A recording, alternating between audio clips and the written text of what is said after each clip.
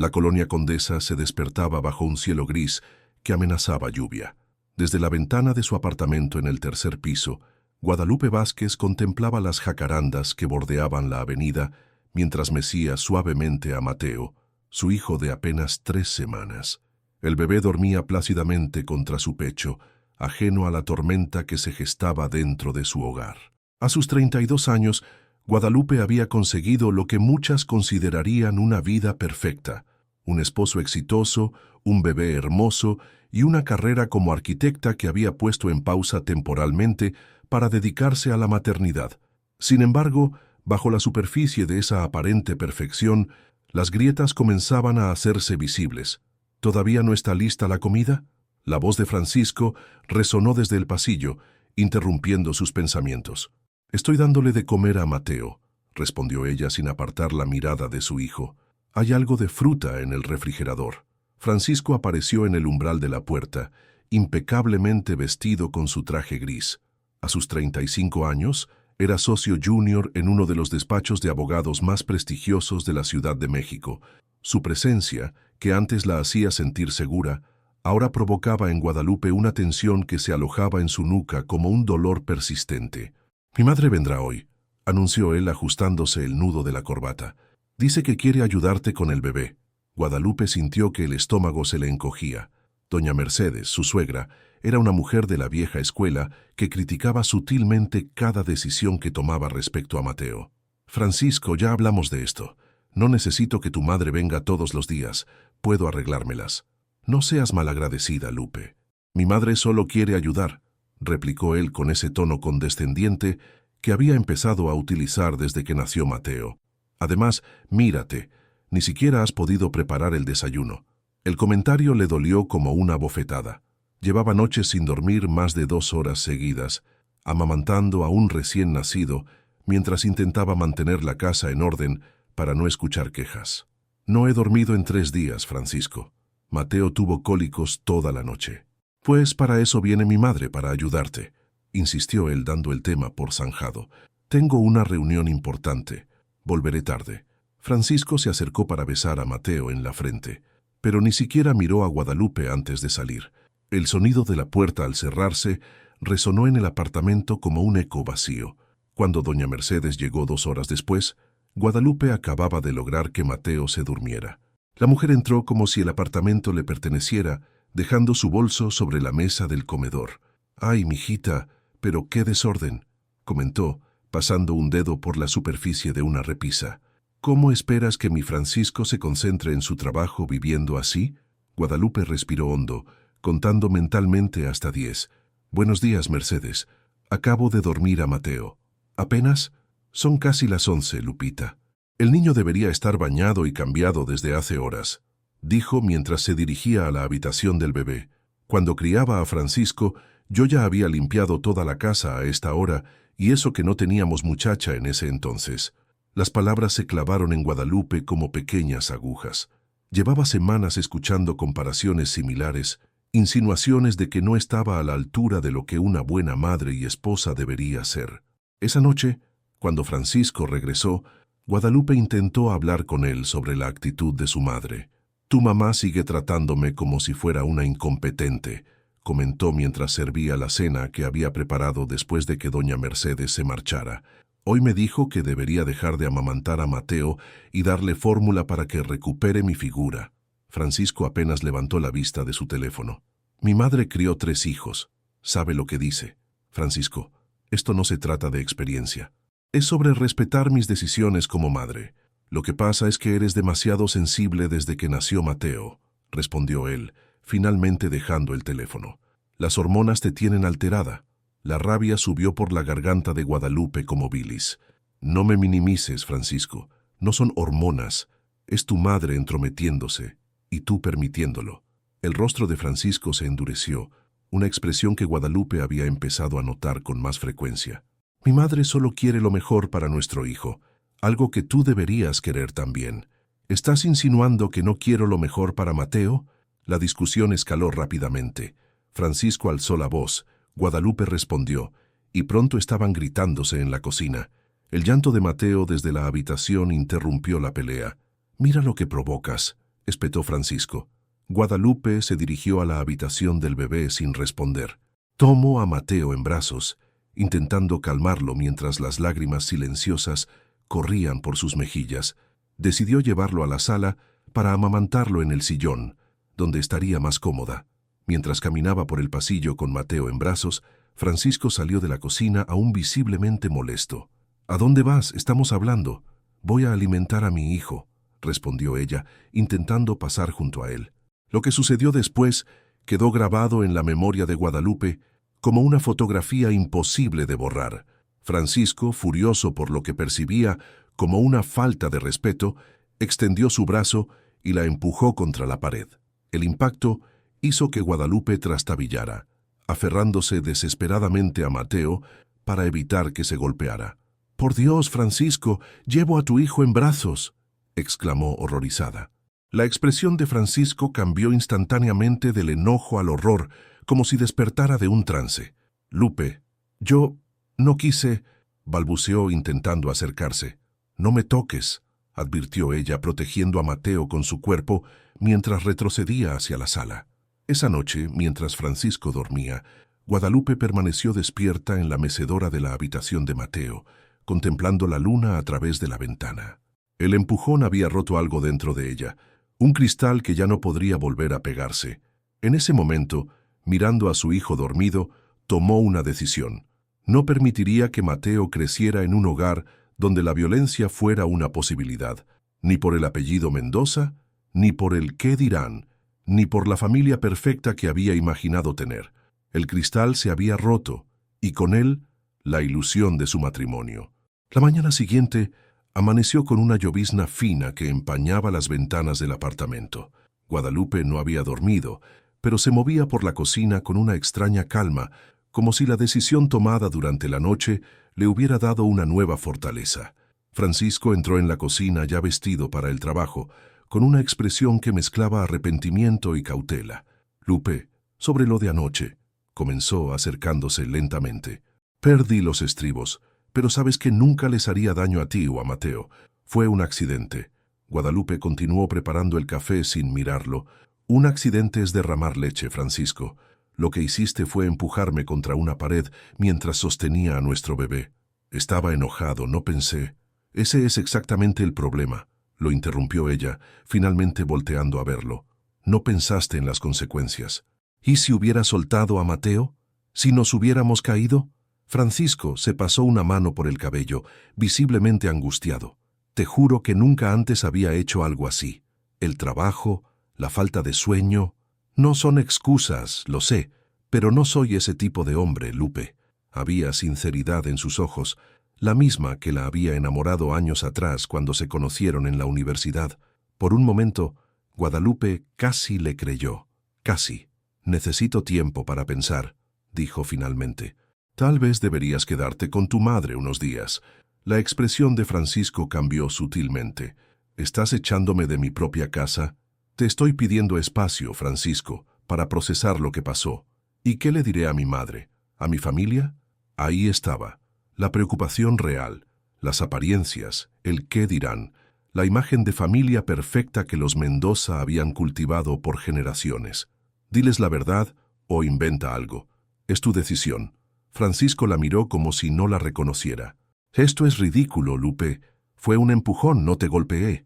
Las palabras se sintieron como una bofetada. Guadalupe respiró hondo antes de responder. «La violencia empieza en algún punto, Francisco, y yo no voy a esperar a descubrir dónde termina». Cuando Francisco se marchó esa mañana azotando la puerta tras de sí, Guadalupe sintió una mezcla de miedo y alivio. Sabía que la confrontación apenas comenzaba, pero al menos había dado el primer paso. Tomó su teléfono y llamó a la única persona en quien confiaba plenamente, su hermana Elena. «Necesito que vengas», dijo simplemente cuando Elena respondió. 2 horas más tarde, sentadas en la sala con Mateo durmiendo en su Moisés, Guadalupe le contó todo a su hermana. La tensión creciente desde el nacimiento de Mateo, la actitud controladora de doña Mercedes y, finalmente, el empujón. «Tienes que denunciarlo, Lupe», dijo Elena con firmeza. «Si lo dejaste entrar una vez, lo volverá a hacer». «No es tan simple, Elena. Es el padre de Mateo. Si lo denuncio, toda la familia Mendoza vendrá contra mí. Francisco es abogado, tiene contactos en todas partes. ¿Y qué propones? ¿Esperar a que la próxima vez sea peor? Guadalupe miró a su hijo dormido. No, por supuesto que no, pero necesito ser inteligente. Tengo que proteger a Mateo y protegerme a mí misma. Elena tomó la mano de su hermana. Sea lo que sea que decidas, no estás sola. Esa misma tarde, mientras Elena cuidaba a Mateo, Guadalupe hizo algo que nunca pensó que haría. Instaló una aplicación oculta en su teléfono para grabar conversaciones y comenzó a documentar todo. Tomó fotos del pequeño moretón que tenía en el brazo producto del empujón, anotó la fecha y las circunstancias y guardó todo en una carpeta encriptada. Los días siguientes transcurrieron en una extraña calma. Francisco no se había mudado, pero dormía en la habitación de invitados y mantenía una cortesía fría hacia Guadalupe. Doña Mercedes, por su parte, había reducido sus visitas tras una conversación tensa con su hijo, de la que Guadalupe no conocía los detalles. Una semana después del incidente, mientras revisaba unos documentos en el estudio que compartía con Francisco, Guadalupe encontró algo extraño. Un estado de cuenta de una tarjeta de crédito que no conocía, con cargos en restaurantes y hoteles que no reconocía. Las fechas coincidían con supuestos viajes de trabajo de Francisco. La curiosidad pudo más que la prudencia. Aprovechando que Francisco estaba en la ducha, Guadalupe utilizó su laptop, que había dejado abierta. Lo que encontró la dejó helada. Correos electrónicos con una mujer llamada Valeria, llenos de intimidad y planes para verse. La relación parecía tener al menos un año, coincidiendo con su embarazo. Guadalupe copió todo lo que pudo a una memoria USB antes de cerrar la computadora.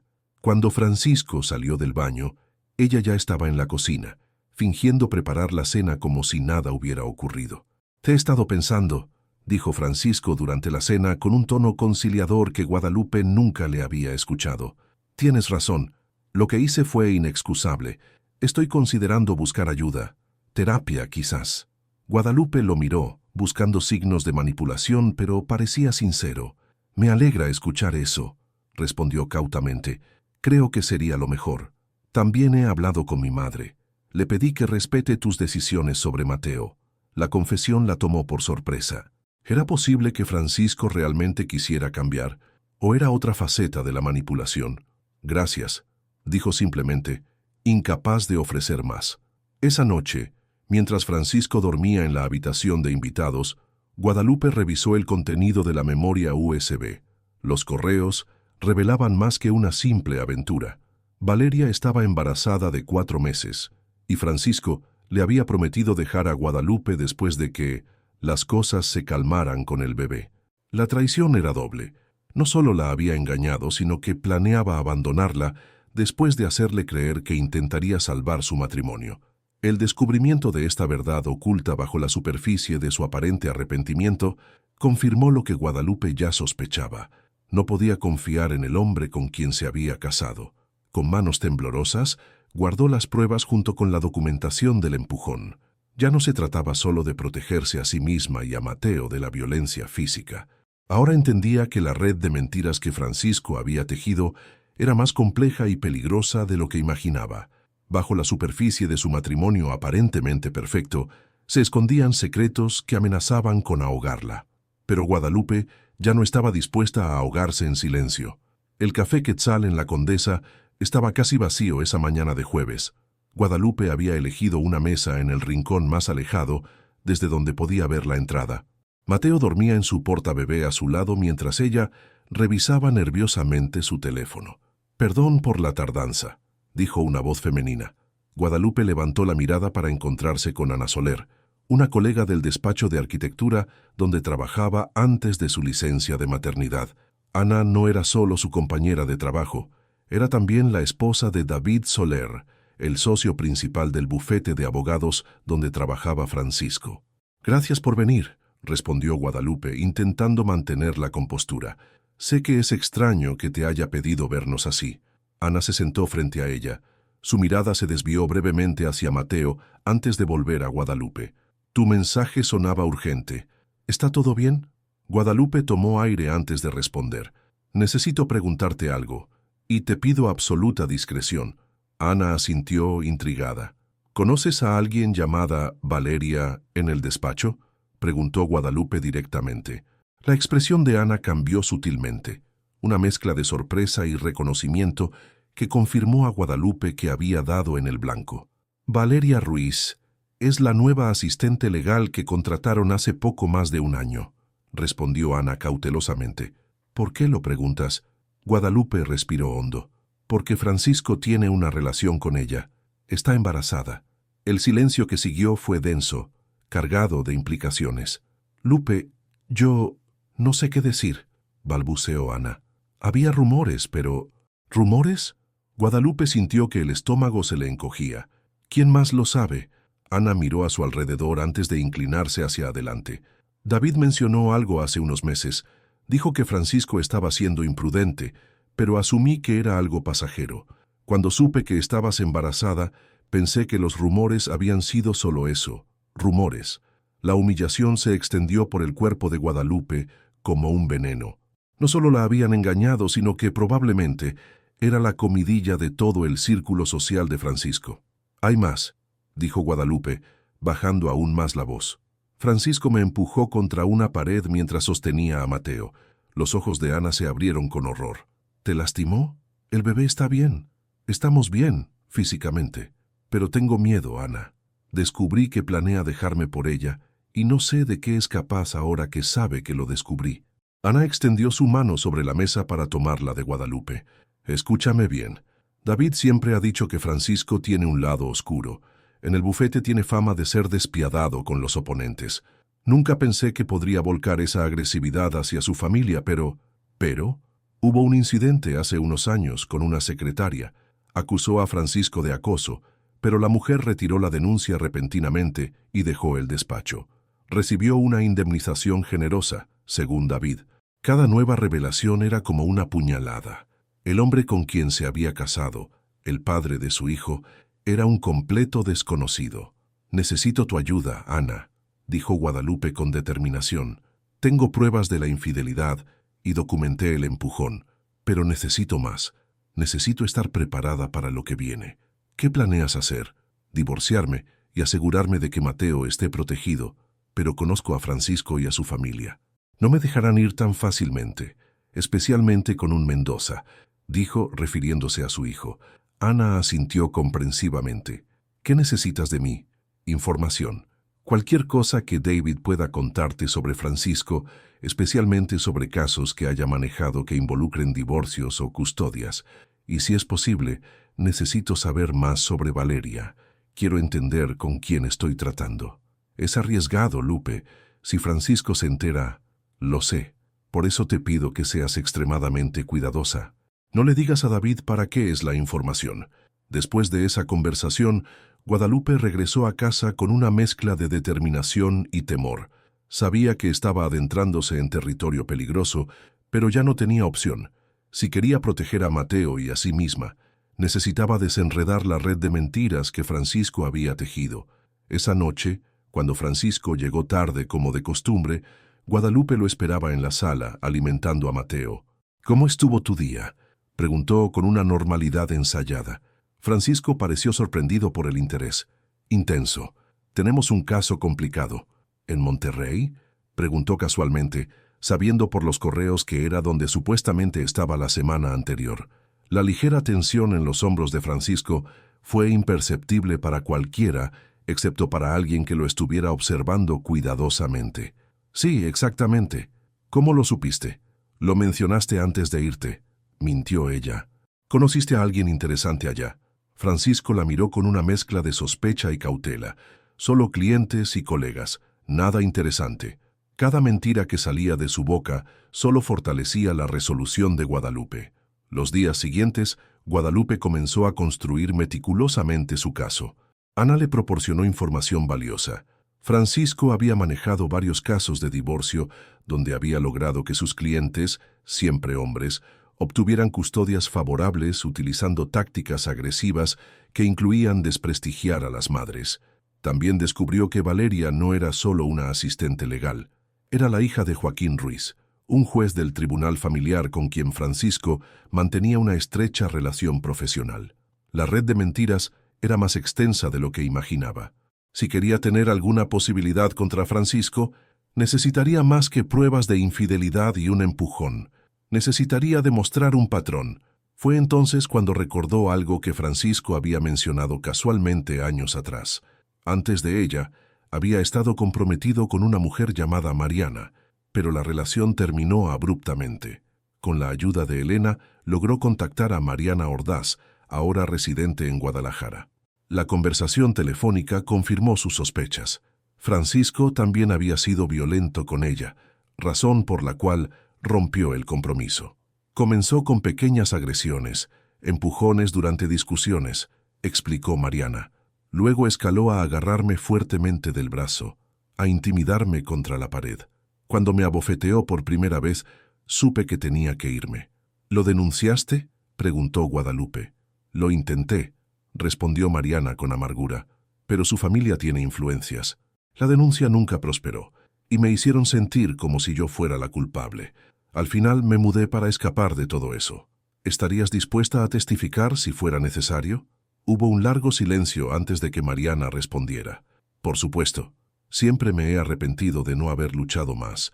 Si puedo ayudarte a ti y a tu bebé, lo haré. Con cada pieza que recolectaba, el rompecabezas de quién era realmente Francisco Mendoza se hacía más claro. No era solo un hombre que había perdido los estribos una vez. Era un depredador calculador que había perfeccionado el arte de la manipulación y la intimidación. Mientras tanto, Francisco parecía haber entrado en una fase de arrepentimiento. Traía flores, se ofrecía a cuidar a Mateo para que ella descansara e incluso sugirió unas vacaciones para reconectar. Guadalupe interpretaba correctamente este comportamiento como lo que era: manipulación. Sabía que Francisco intentaba recuperar el control, hacer que bajara la guardia, pero cada sonrisa falsa, cada gesto de falso arrepentimiento, solo fortalecía su determinación.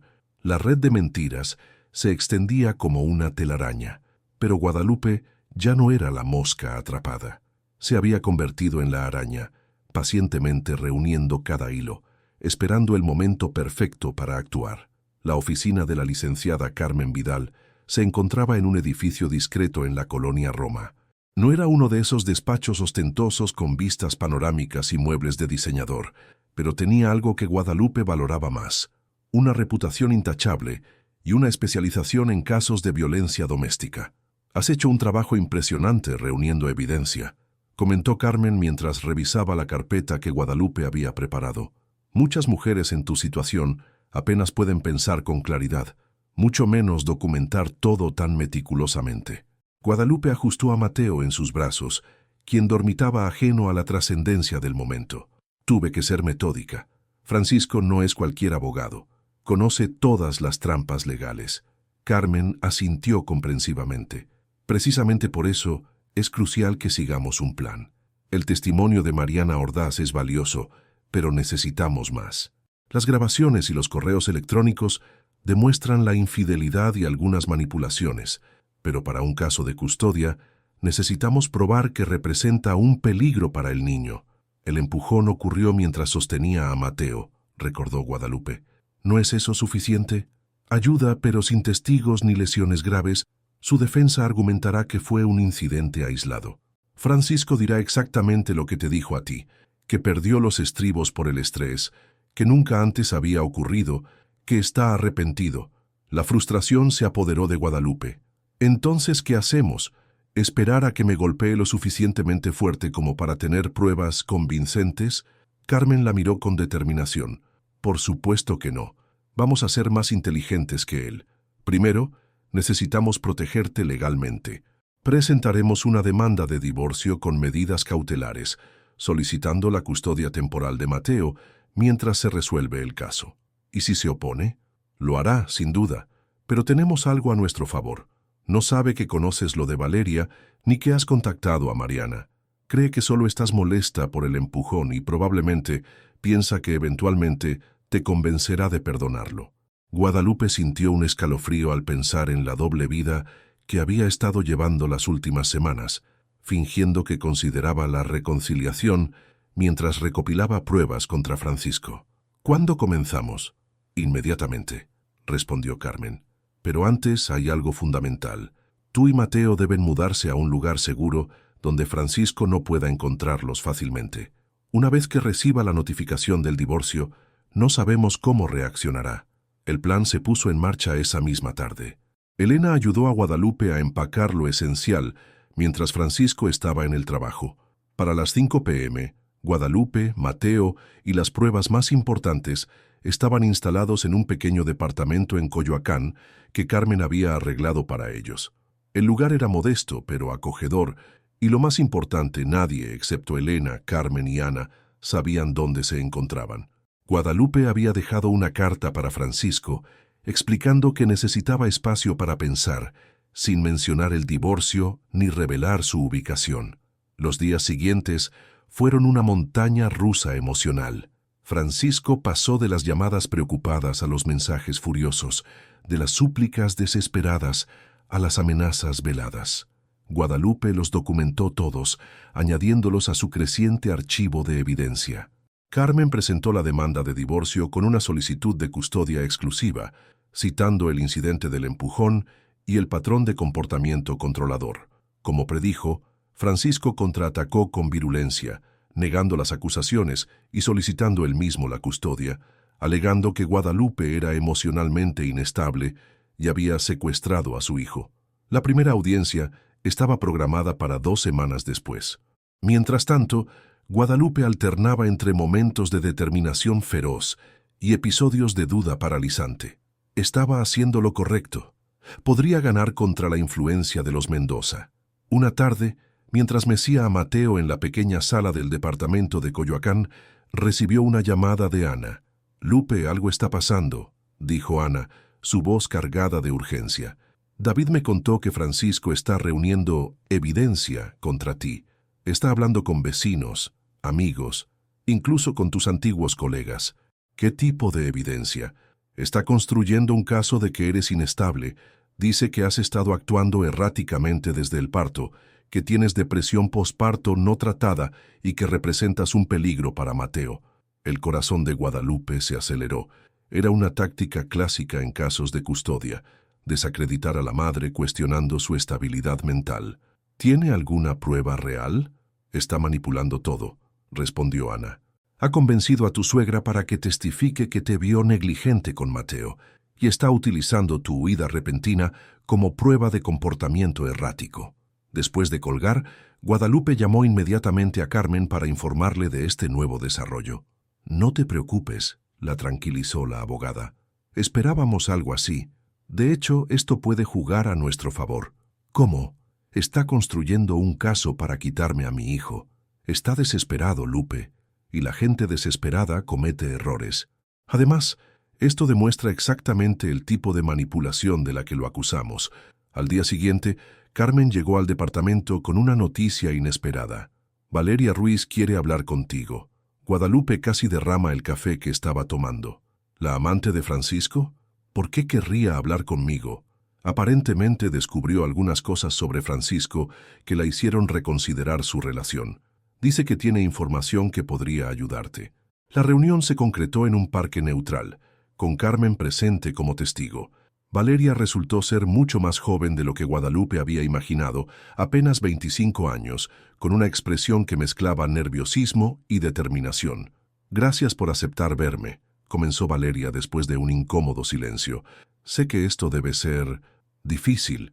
Guadalupe observó el vientre ligeramente abultado de la joven. 4 meses, según los correos que había leído. «¿Qué información tienes?» Valeria respiró hondo antes de responder. «Francisco no es quien dice ser. Me prometió que dejaría a su esposa, que construiríamos una vida juntos con nuestro bebé, pero descubrí que le ha dicho lo mismo a otras mujeres». «¿Qué quieres decir?» «Hay otra mujer en Puebla. También está embarazada de 2 meses. Francisco mantiene un apartamento allá. Lo descubrí cuando revisé su teléfono mientras dormía». La revelación dejó a Guadalupe atónita. 3 mujeres embarazadas al mismo tiempo. La situación era más retorcida de lo que imaginaba. «¿Por qué me cuentas esto?», preguntó, aún escéptica. Los ojos de Valeria se llenaron de lágrimas. «Porque también me ha empujado. 2 veces. La última vez fue hace 3 días cuando le pregunté sobre sus viajes a Puebla. Tuve sangrado después de eso. El médico dijo que el bebé está bien, pero tengo miedo, Guadalupe. Miedo por mí y por mi hijo.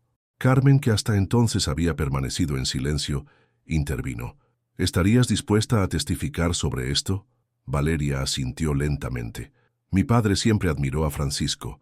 Lo veía como un hijo. Pero cuando le conté sobre el empujón, incluso él tuvo que reconocer que algo no estaba bien. Estamos ambos dispuestos a ayudar. El juez Joaquín Ruiz, el padre de Valeria, podría ser la pieza que inclinara definitivamente la balanza a su favor. Cuando llegó el día de la audiencia, Guadalupe estaba preparada para la batalla más importante de su vida. El juzgado familiar estaba lleno. Los Mendoza al completo habían acudido para apoyar a Francisco, presentándose como la familia respetable y tradicional que siempre habían proyectado ser. Francisco la miró desde el otro lado de la sala con una mezcla de rabia y confianza. Claramente, no esperaba que ella llegara tan lejos. La jueza Martínez, una mujer de unos 50 años con una reputación de imparcialidad, presidía el caso. Carmen había investigado minuciosamente su historial. Era conocida por priorizar el bienestar del menor por encima de todo. El abogado de Francisco, Ernesto Lara, presentó su caso primero. Guadalupe era una madre inestable que había secuestrado al hijo de ambos sin justificación válida. Presentó testimonios de doña Mercedes y de vecinos que afirmaban haber escuchado a Guadalupe gritar al bebé. Cuando fue el turno de Carmen, presentó metódicamente las pruebas. El incidente del empujón documentado, los correos electrónicos que demostraban la infidelidad y los testimonios de Mariana y Valeria sobre el patrón de comportamiento violento. Su señoría, concluyó Carmen, lo que vemos aquí no es una madre inestable, sino una mujer valiente que está protegiendo a su hijo de un entorno potencialmente peligroso. La violencia doméstica no siempre deja marcas visibles, pero sus efectos en los niños que crecen presenciándola son devastadores y bien documentados. La declaración de Valeria causó conmoción en la sala.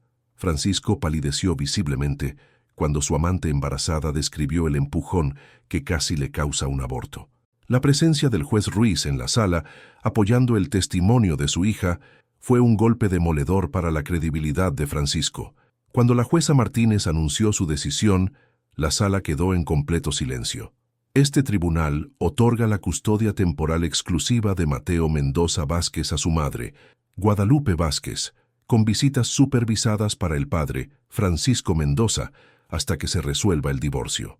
Además, se emite una orden de restricción contra el señor Mendoza, quien deberá mantenerse a una distancia mínima de 100 metros de la señora Vázquez, excepto durante las visitas supervisadas. La victoria no fue el final, sino el comienzo de un nuevo capítulo. Los meses siguientes fueron difíciles. Francisco intentó apelar la decisión. Su familia inició una campaña de desprestigio contra Guadalupe en su círculo social y hubo momentos en que dudó si tendría la fuerza para continuar. Pero con cada día que pasaba cuidando a Mateo en paz, lejos del miedo y la manipulación, Guadalupe se hacía más fuerte.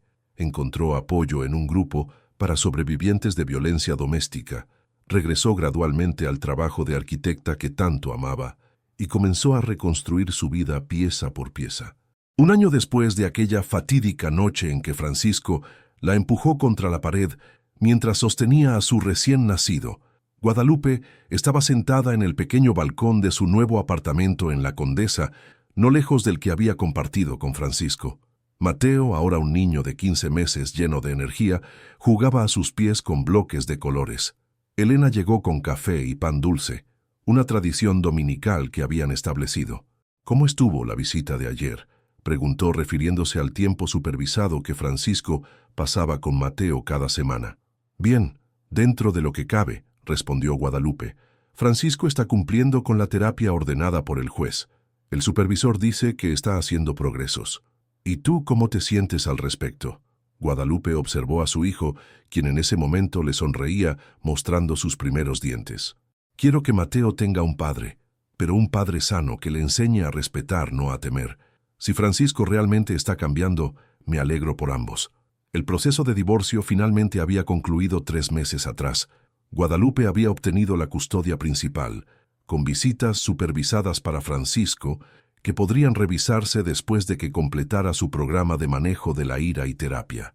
Valeria había dado a luz a una niña y estaba construyendo su vida independientemente, con el apoyo de su padre. La mujer de Puebla había desaparecido del mapa después de que la historia saliera a la luz, y nadie sabía si había continuado con su embarazo. ¿Sabes qué es lo más irónico?, reflexionó Guadalupe mientras observaba el atardecer sobre la ciudad. Francisco siempre me acusó de ser débil, de no poder sobrevivir sin él. Nunca imaginó que tendría la fuerza para enfrentarlo. Helena tomó la mano de su hermana. Siempre tuviste esa fuerza dentro de ti. Solo necesitabas una razón lo suficientemente poderosa para descubrirla. Guadalupe miró a Mateo, quien ahora intentaba ponerse de pie agarrándose de la mesa. La razón más poderosa del mundo, murmuró. Mientras el sol se ponía sobre la Ciudad de México, bañando los edificios con una luz dorada, Guadalupe sintió una paz que hacía mucho no experimentaba. El camino había sido oscuro y aterrador, pero al final había encontrado su propia luz, y esa luz, la verdad y la justicia por las que había luchado, ahora iluminaba un futuro donde ella y su hijo podrían crecer sin miedo, libres de las sombras del pasado, en un hogar donde el amor no significaba control ni dolor, sino respeto y seguridad.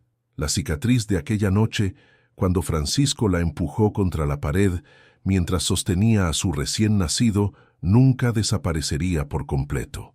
Pero como todas las cicatrices, se había convertido en una marca de supervivencia, un recordatorio no de su vulnerabilidad, sino de su inquebrantable fortaleza.